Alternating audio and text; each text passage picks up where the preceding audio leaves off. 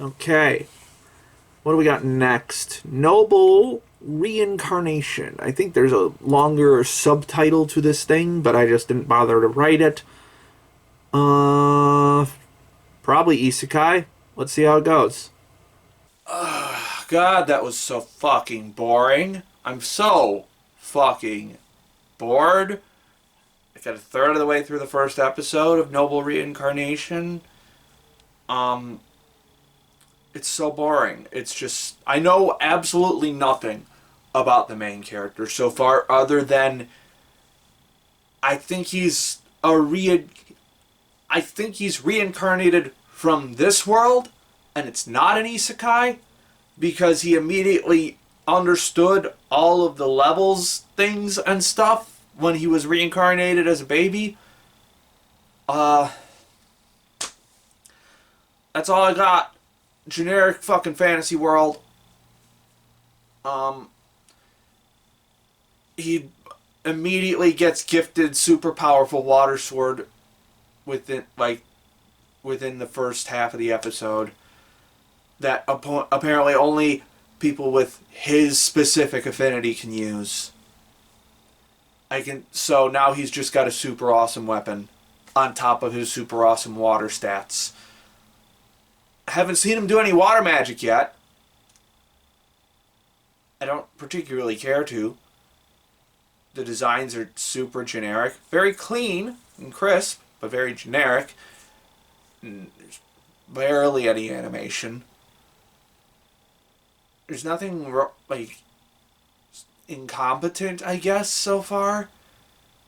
I've questioned some use of shaky cam, but like it's so fucking boring.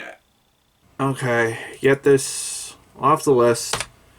Alright, Sentenced to be a Hero. This was a big one that a lot of people liked this season. And all I know is it's got a double length premiere, and I think it's maybe reincarnation based. Um, I know literally nothing else other than it's.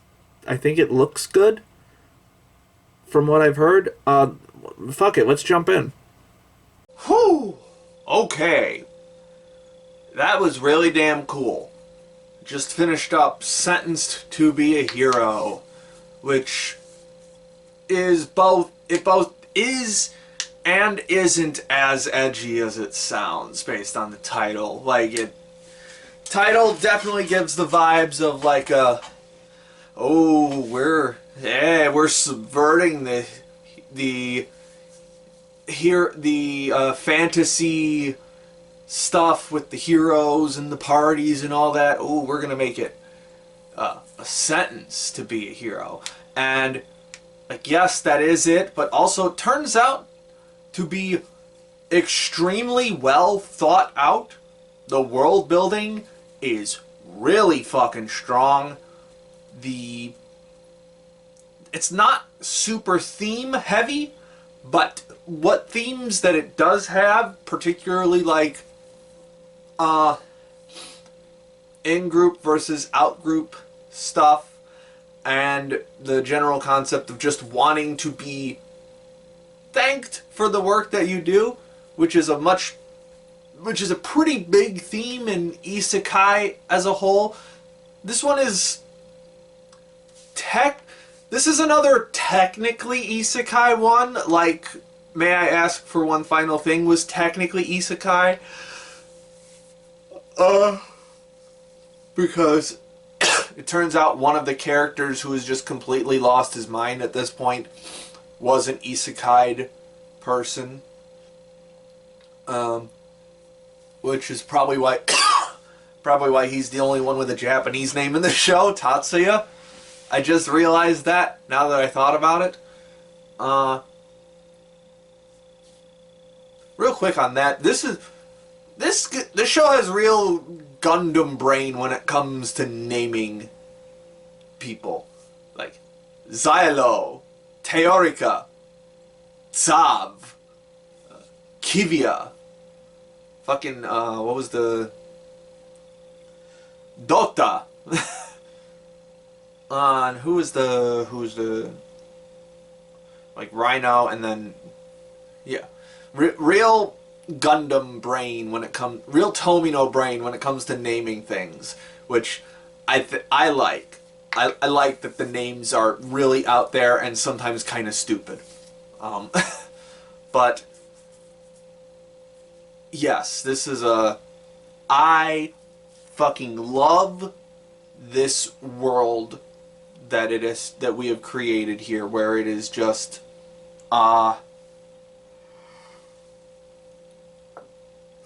sorry, it's after midnight by the time I'm finishing this, so let's see if if I can get through this with the minimum amount of yawning and losing focus. But absolutely adore the world building for this. The entire concept of the hero penalty system as the presented as a punishment for the worst of the worst crimes, killing a goddess, leading a terrorist rebellion, trying to kidnap the prince. Although it turns out that a lot of these crimes were not real, and they were just mostly fabricated, and it turns out that the hero system is mostly just like a secret internal program. It turns out to create an army or an undying unit.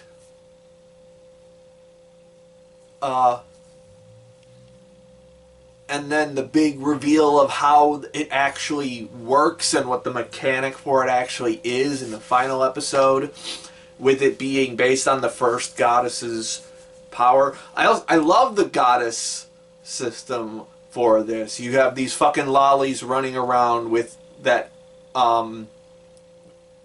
each have their own specific superpower.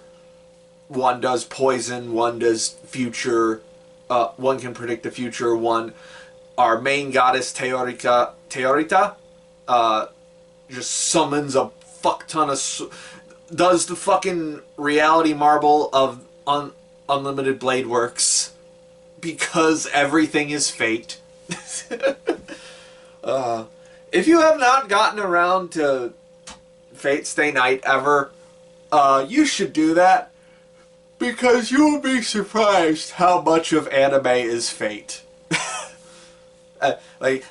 Everything is fate, everything is Gundam. It's pretty prevalent. And then,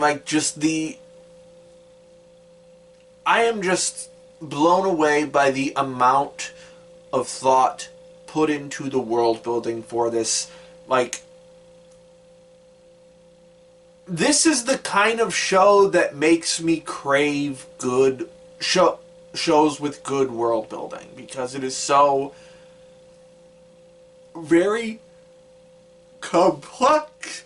It is so detailed in how it is set up and how everything locks together, and how the different factions work, and how the different units and different sects of the kingdom work, like the government, but the central kingdom government, I guess, versus the military, versus the temple, and all of that, and the different power plays that happen within that, often using the hero, the pedal hero unit. Yeah. I haven't seen this since it aired in 2014, but the goddess system reminds me a bit of Black Bullet. If anyone remembers that show. And again, I haven't seen it since 2014, so I could be way off, but reminds me a bit of that. Also, this show's really brutal. This is definitely a dark fantasy. This is not your regular isekai fantasy. This is much more I hate to use it as the comparison because it's not the same vibe, but in terms of like the amount of darkness, it's not quite there, but it is approaching Berserk levels. There's no rape or anything, but in terms of just the raw violence and the way that the demons interact with humanity, I guess, it feels just ever so slightly Berserk-ish. And I love the designs for the demons, and the demon blight. I love the concept of it being like a blight that is just slowly spreading across the land and infecting like the living creatures, and that's what turns them into these demons. Because like you can clearly see like which ones are based on like frogs or monkeys or wolves or insects and stuff like that. Very cool concept, very cool designs. In fact, let's talk about how this fucking show looks right away, because this is really dang solid looking. I will say, none, with the exception of maybe episode 11, none of it looks as good as the first episode, but that's an impossibly high bar for a 12 episode series, because that first double length episode had more Sakuga in it than half of the entirety of what I have seen in this season beforehand. It is so unbelievably well animated, that first episode. Whether it's the gore or the way the action moves, the way that swords and blades move through the air, I noticed is a thing that they really like to animate. Looks so cool. The character acting, the extreme fluidness, and the flourishes that they add to the character acting are so fucking good. I really like the color palette. It's very flat, but it also there's not a lot of gradients to the color design. It's a very flat intentionally, but there's also like a deep richness to the colors, very high on the saturation, and they tend to be a bit darker in everything tends to be a bit darker in shade. To sort of match the mood of everything. Character designs are fucking phenomenal.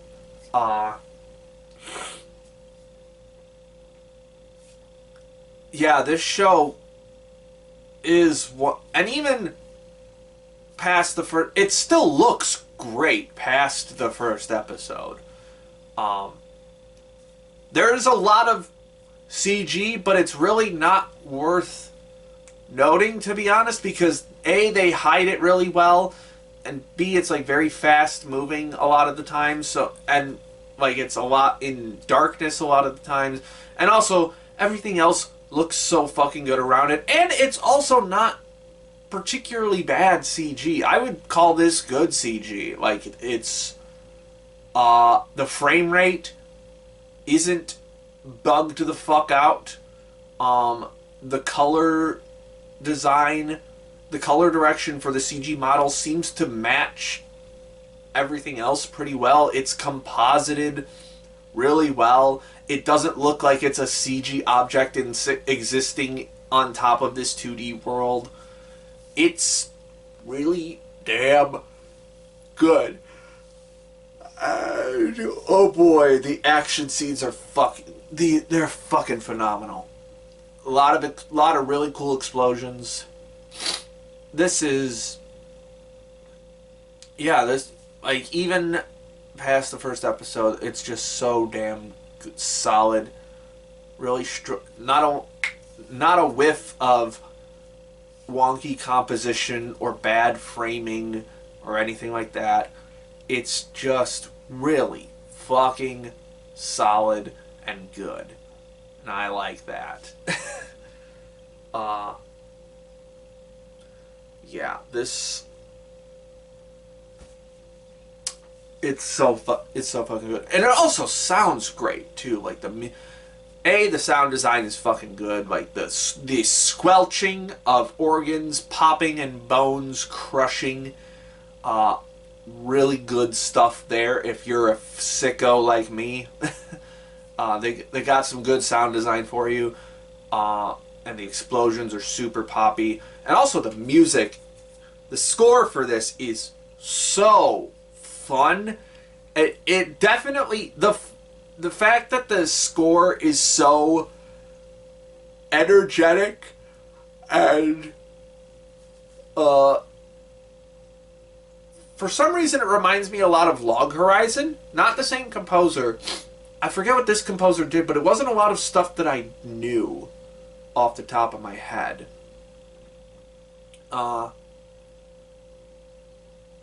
But it's just so very fantasy sounding. And also it's just it's like a bit more noticeable than the average anime score, I guess. So it really pops when it needs to. I have basically no complaints at all on the technical end for this. This was really fucking solid. And I guess in terms of story, my only major complaint is sometimes, especially in like the first half, the exposition feels a little crowbarred in sometimes. Like it's sort of just like, okay, we're explaining this to the audience now, instead of a character that needs it to be explained to them. And then also, it gets sometimes the anime-ness of it all clashes a little too much with the dark tones of the series. Like, in particular, I'm thinking of the love triangle between I'm already forget Pivia, the Vizia, the knight, the Holy Knight lady, between her and Xylo's ex-fiancé, who still very much intends to be his fiancé despite the fact that heroes are not allowed to marry anyone. That felt a little what's the word? I guess a little cheesy. It's just like, oh, look at this guy's got two really gorgeous women fighting over him, and he just does not care. He's so cool. That's really the only thing like that really that bothered me, because otherwise I fucking love the cast for this series, because they are all fucking weirdos and assholes and fucked up in one way or another. Xylo is kind of Guts-ish. Like, he's grizzled and just kind of hates everybody around him and just doesn't want to deal with people a lot of the times. But gradually, the people who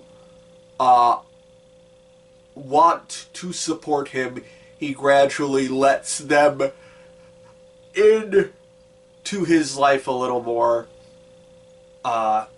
and starts to trust them a little bit. So yeah, he is a bit Guts-ish. I love the rest of the hero party as well. Dota is just hilarious. Like, he's basically just a kleptomaniac of sorts. He is thief. He is. If you've ever seen Over the Garden Wall, like, the way they describe Dota is like the clip of the horse in Over the Garden Wall going, I want to steal.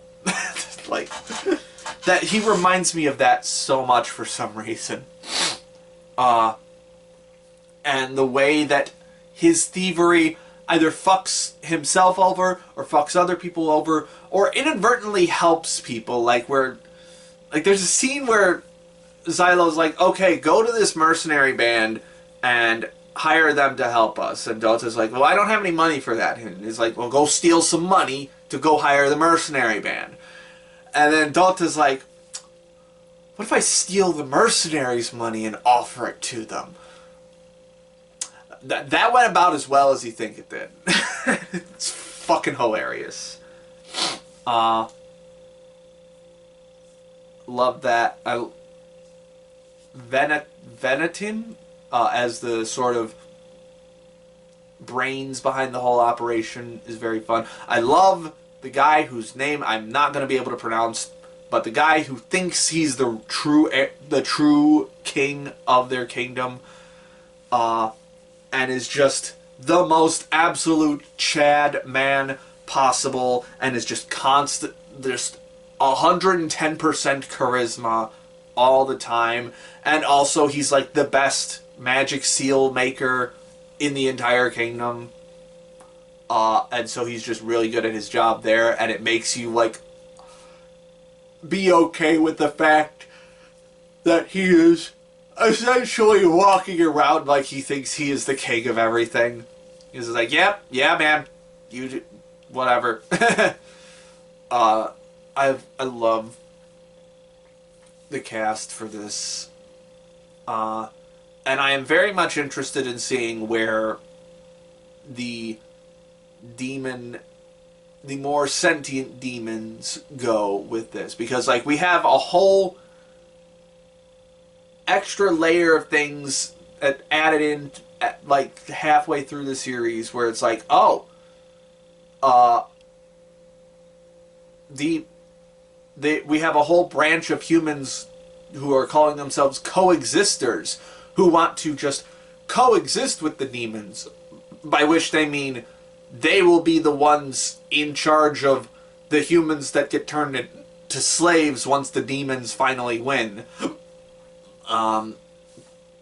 So basically, the people who would sell out, the people like when an empire is turning something into a colony in our world, they are the people who sell out their fellow countrymen so that they can be at the top of that colonial structure, and not just one of the peons being crushed beneath it. Very accurate to parallels, has a really solid real world parallel that's also extremely relevant right now.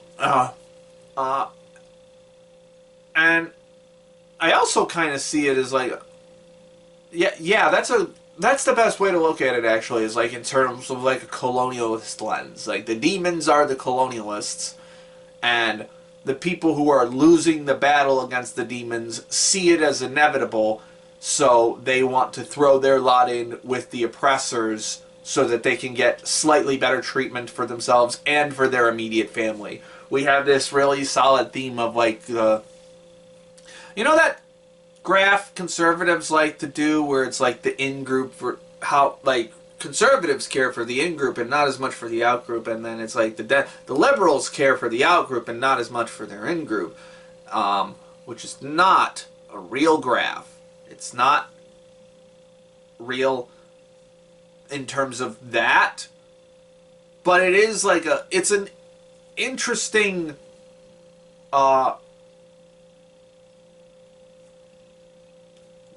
it's a concept that you are familiar with. Like you care about your direct relations first before you care about the good of humanity as a whole. And this is a show that kind of points out like, yeah, if you don't care about humanity as a whole, you're going to lose a lot of things.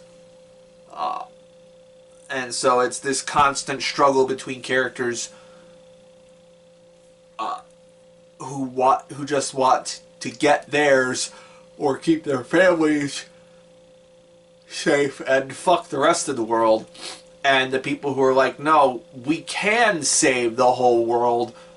It's just going to take a lot of fucking effort, and you need to get on fucking board with this. and the clash between those two peoples is really solid. Yeah, this love that. I love the plotting with the more sentient demons. I guess last thing I'll touch on is the goddess concept is so cool. And also the goddesses themselves are just very fun. They are a more direct embodiment of the please praise me for doing a good job thing, which I mentioned briefly at the very start of this, where that's sort of a broader theme with isekai in general. Is like a lot of isekai stems from overworked Japanese office workers just wanting people to recognize that they are doing a good job and just to stop fucking overworking them and just treat them like people who deserve praise for doing a good job. That's not a huge the isekai aspect of that is not a huge aspect of this series, but you can see, if you have seen a lot of isekai, you can see where that idea comes from. And it works really well here too, especially with a group of forever... Oh, I didn't even explain what the fucking hero thing is. Like, they are essentially sentenced to death and then resurrected and put into bodies that will not permanently die, and so they just are sent to the battlefield over and over and over again as essentially suicide units. What are we, some kind of suicide squad? And the more they die, the more memories they lose. We actually don't see a lot of deaths of heroes in this one, at least in this first season. I guess you could call that a bit of a complaint, where it's like they hang that over the series the whole time. But it never really happens. Like, you just see the one guy that it happened to a lot, Tatsuya, who has basically lost his fucking mind. So I guess it's got that, but that otherwise it doesn't really come into play other than as an incentive to not die on the battlefield. Yeah.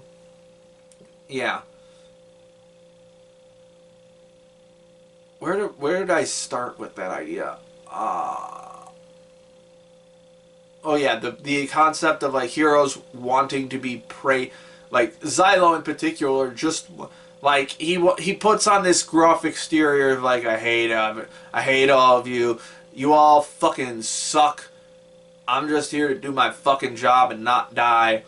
But also there is a part of him that's like, yeah, I do want to be praised for doing a good job and saving everyone's asses, which is kind of a natural human thing. You want to be congratulated for doing a good job.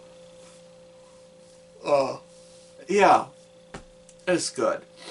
Also, Teorita is super fucking adorable. This very boisterous lolly goddess character who is just so fun to watch. Is good stuff. Yeah, this is super solid. I'm not sure how high I'm gonna put this on the list. It's at least in the number 2 slot, I think. If not, but we'll see if I put it higher than Oshi-no-ko. But yeah, really fucking good. Alright, Sentence to be a Hero is complete.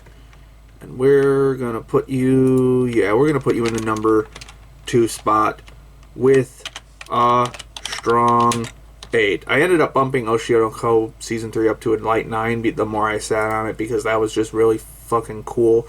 But man, I love me a really goddamn solid dark fantasy. And the second season did get announced already, so I am super fucking hype for that. But in the meantime, what's our next show? A Gentle Noble's Vacation Recommendation. I have no clue what this could be about. It's probably a comedy. Maybe it's an isekai? I don't know. Let's find out. You know, I gotta admit, it's kind of weird that I can, like, frame one, tell if something is an isekai or not, without even reading the genre tags or whatever. Like, okay, Gentle, Noble. I don't know what the rest of the title is. I actually forget what the rest of the title is. I know it starts with a Gentle Noble. Might have Reincarnation in the title, might not. But also, like, we also know at this point that Reincarnation doesn't guarantee isekai, for sure. Because it's like, it could just be reincarnating within that world. But, like, frame one, I think it's either the first frame or it's either the first shot or the second shot of this show. It's a dude looking around confused in a fantasy world. I'm like, isekai. He has just been transported to this world, and he is now in the body of a nobleman. I guess credit where it's due. It's not hand-holding you by over-explaining everything, but it is this opening scene of him being confused about where he is does go on. Like, it's, although I didn't really get far. I got like a little under 6 minutes into this one because it's boring. Like, it is just, there's no like hook really. It's just doing an isekai thing. But like, I credit where it's due, it's not like hyper over explaining things. And it doesn't look terrible or mediocre, but it does look like average. It does not stand out in any way whatsoever. This is part of the melting pot of isekai slop. Such as I believe my general experience with Synergy SP, the animation studio for this one. I could not name any of their shows off the top of my head, except for like, because I looked it up, Hayate the Combat Butler was done by them. Because apparently they used to have a partnership with Shueisha and Shogakukan.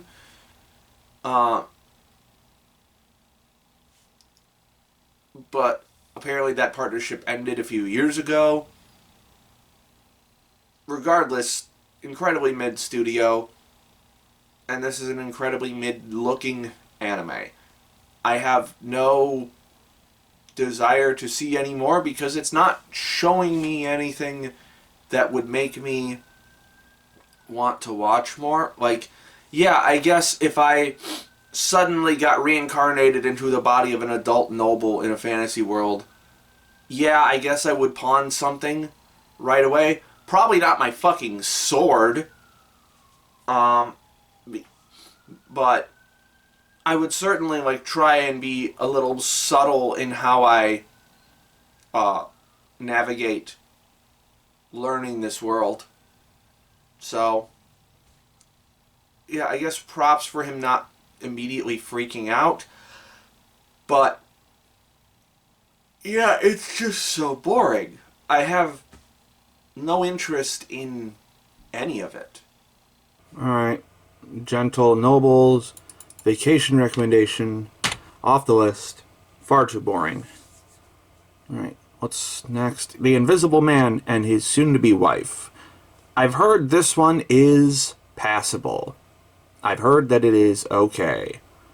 Let's see if I vibe with it a little bit more than that.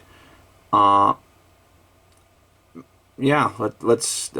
Title seems self-evident. Let's jump into it. Yeah, that's pretty much exactly the quality I was expecting. It is fine. It is lightly charming. It is lightly funny.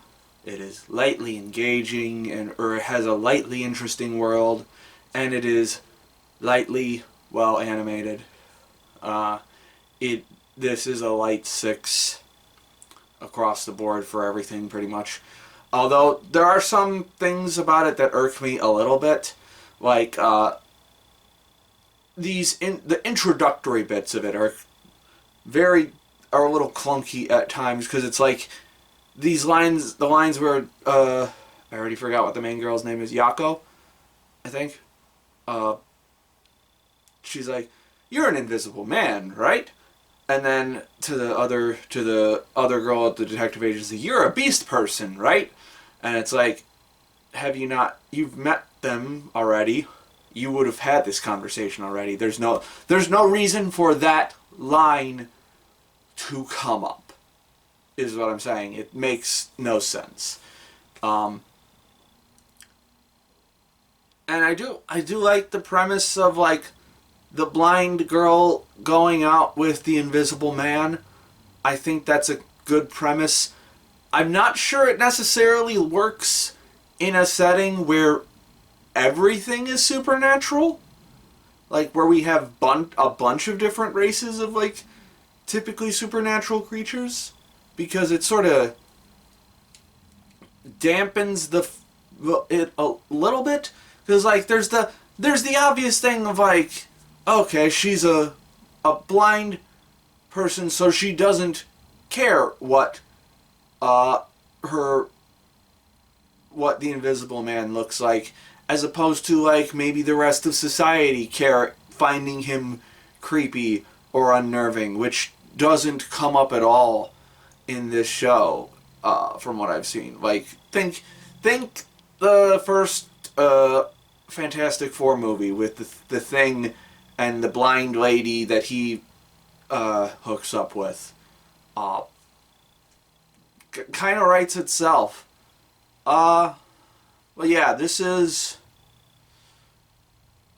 it's fine. I watched one episode, and I gave it the full episode because I was just like, this isn't bad.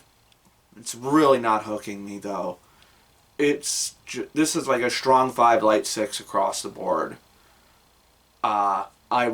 It would be a slog to finish.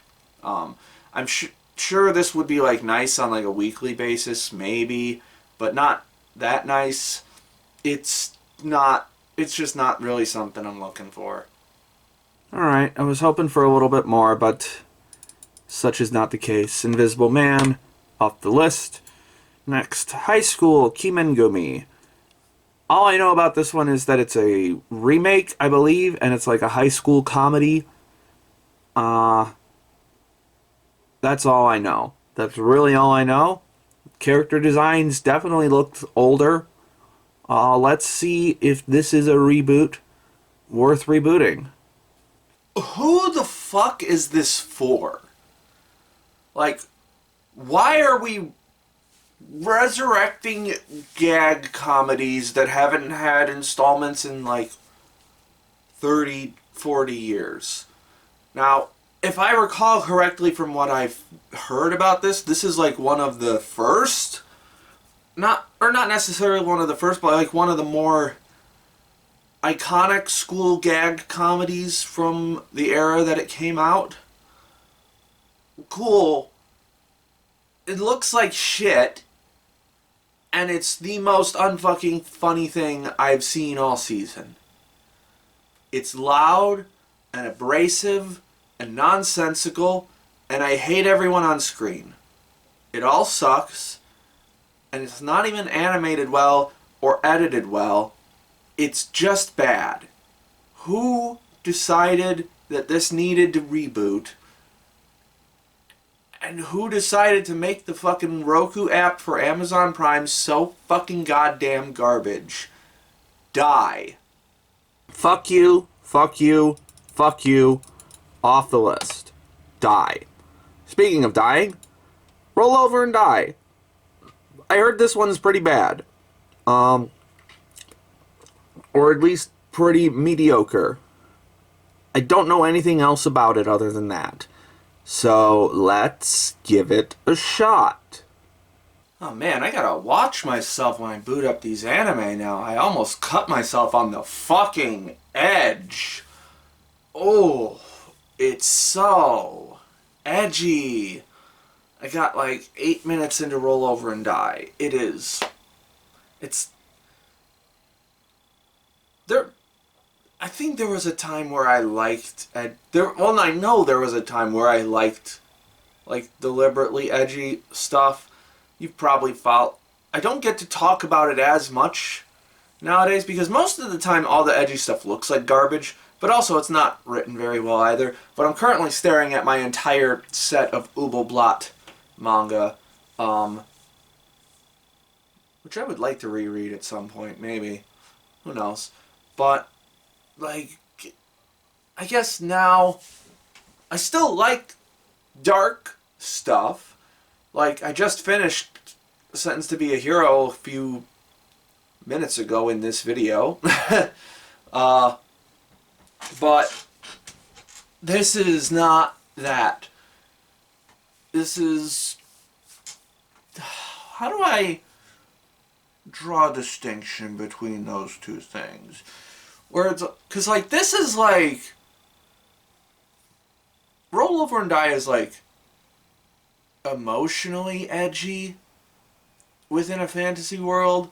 Because, like, it's got some gore that's kind of cool. Guy melting into a puddle, saw a little eyeball in his blood puddle there. But, like, this is the kind of edgy where everyone is cacklingly evil and everyone's screaming and everyone is upset, like, all the time, or just maniacally evil all the time. And it's like, I've come around to the fact that, like, yeah, like, cackling evil villains actually do kind of exist in real life, and a lot of them are running very important things right now.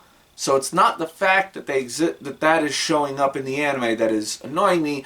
It's just the fact that it is so fucking constant, and it's just the edge ironically wears you down. Like, it is so fucking not fun. Like, it's not a fun kind of edgy. And apparently this is a girls' love series as well. This is Yuri. I can already guess who it's between. It's between the main girl and this other girl who's wrapped up in bandages. They're both cute. I would say the bandage girl is a lot more interesting looking than Flum Apricot. Was that her name? Who has one of the most basic female anime character designs I've seen in a while. It's just... And she's just... Like, she is purposefully weak and pathetic, but that also just makes her not fun to watch because she has basically no personality other than being weak and pathetic. And, like, I'm sure she'll gain a personality after she gets this super awesome cursed sword and stuff. Didn't I just watch something where a guy got gifted a super powerful sword? I don't know. The other Noble Reincarnation. That, yeah. Seems to be a trend of just getting super powerful swords that turn you into a super awesome person. Okay. Obviously that's a very old anime trope, but weird that that these two happen in such proximity to each other. Also very mid-looking, I will say. Aside from slight bits of gore and, well, that's it. It's really nothing. And it's like the edginess of the hero's party, like, turning on her because she's worthless, even though she was a son. Like,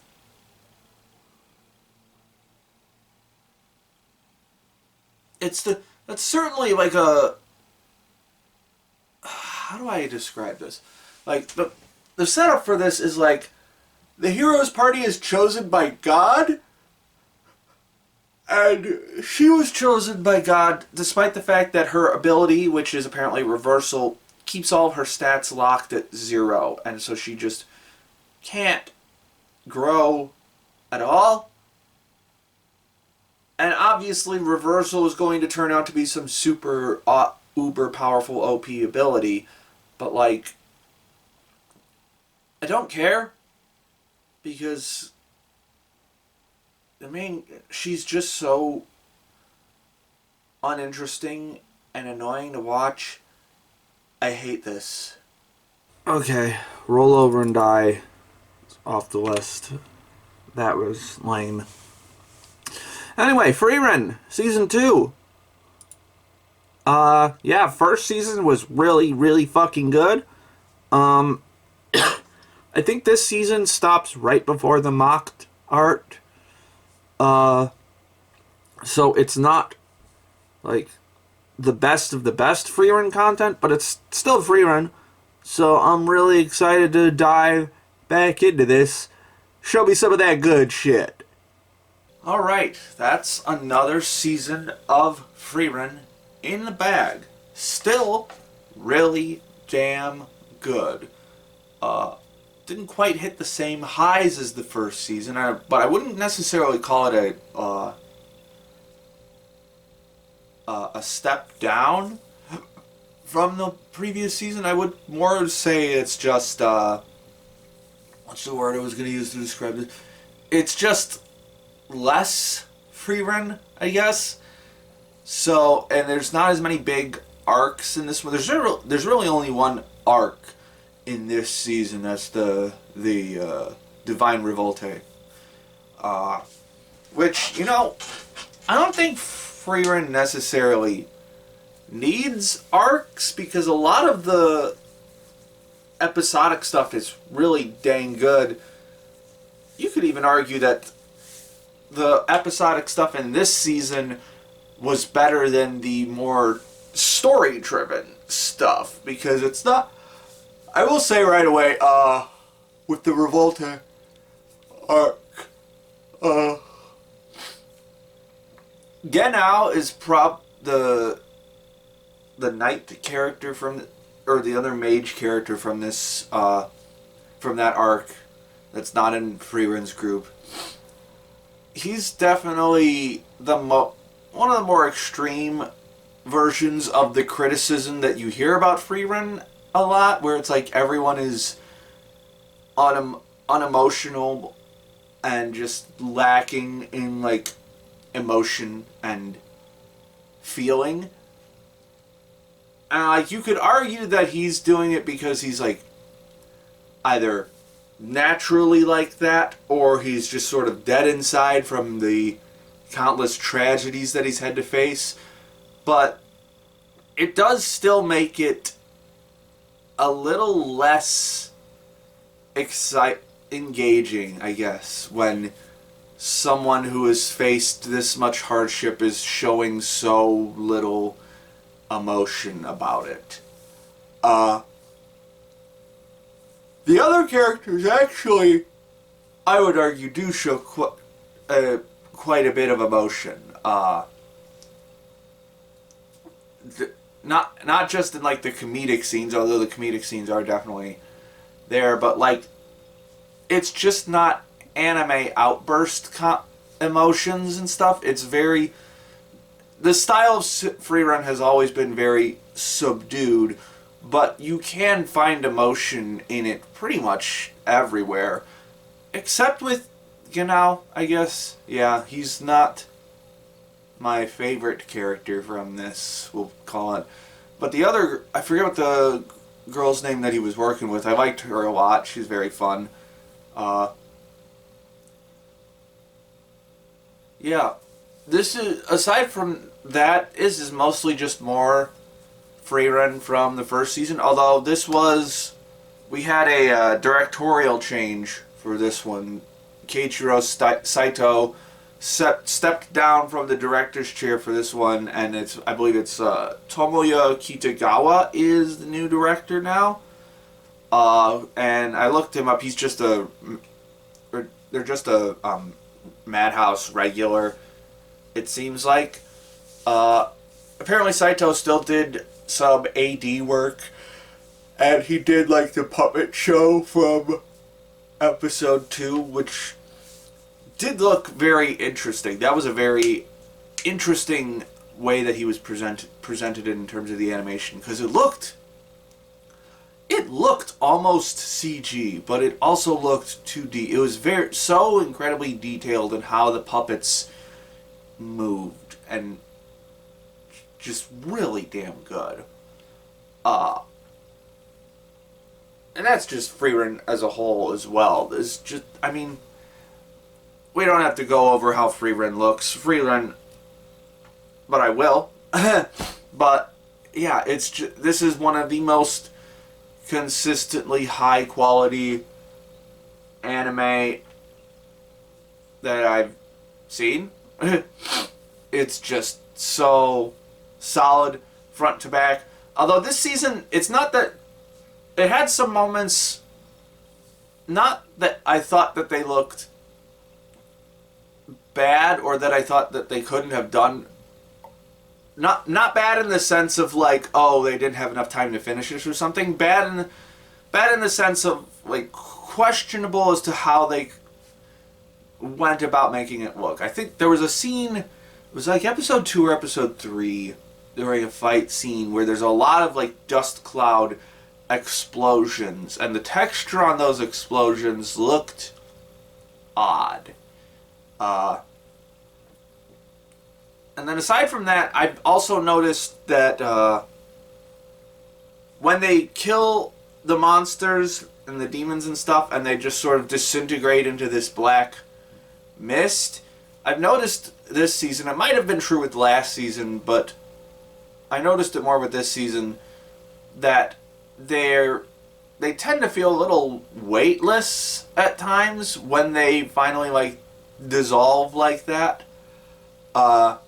Like when Stark lands the finishing blow on these things, they sometimes feel a little weightless and lacking in impact. But aside from that, the series is still really damn gorgeous. The lighting and the color design is fucking phenomenal.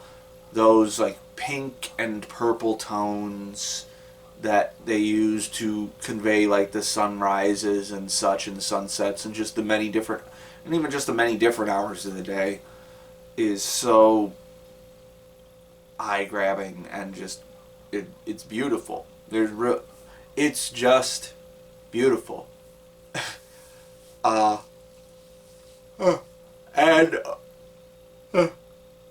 I'm really tired for some reason.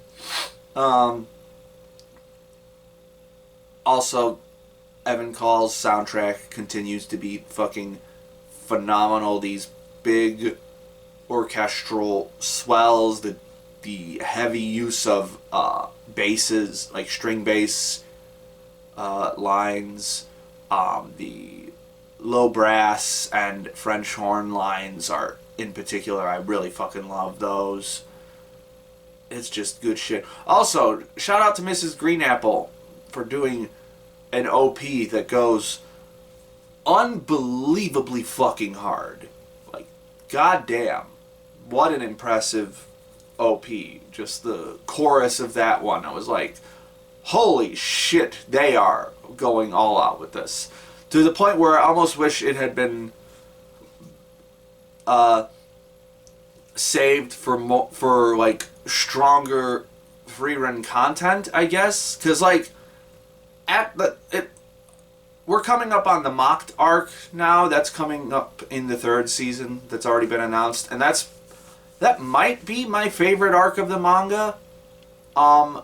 If not one of my favorites, it's certainly up there. And it's definitely going to be worth the wait, however long that wait is. But we're not talking. So, But we're not talking about that now. We're talking about this season. And this season just continues to have all of the things about Frieren that you like about Frieren. The subdued but still engaging dialogue and chemistry amongst our main cast. The flashbacks to Frieren's time with the Heroes Party and how that reflects the same situations or emotions that she experiences with Stark and Fern in the modern day. The constant reunions with people that she has met in her past, and how time has either changed those relationships or left them mostly unchanged in different ways. Time is always a huge factor in Frieren in like emotional conveyance, because it's like, I mean, that's what the series is about.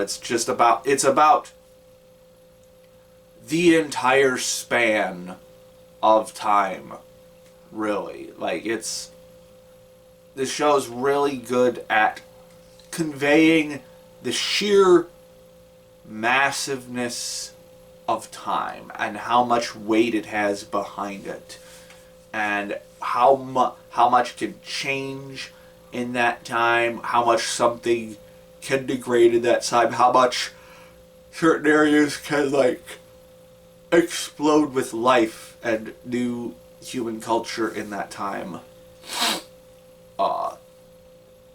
It's just really good at doing that.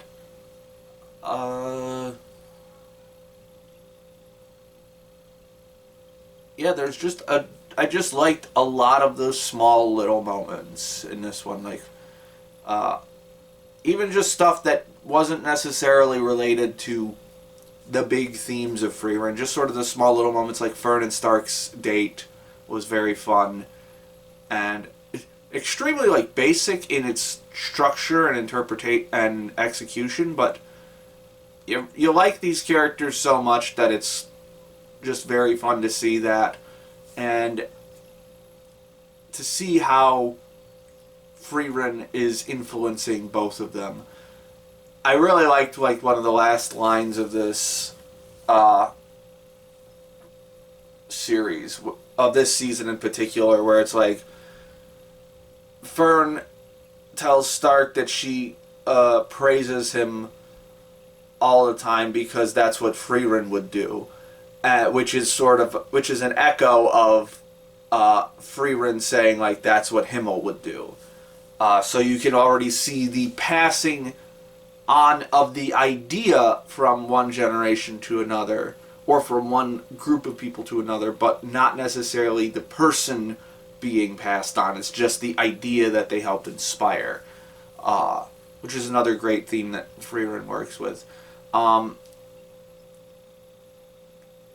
don't know if I saw this post during this season airing, or if this was like slightly before the season started, but there was the big post about, there was the debate about whether it would be more interesting for Himmel to actually be, whether it's more interesting for him to be as he is in the anime, and he is just this sort of near perfect guy who inspires idealism all the time, versus if he was a more flawed person and Frieren was just looking at it with rose-tinted glasses. And I think after this season, I'm still reaffirmed in my position that I think it's best for him to be the ideal in this scenario. Because it's like,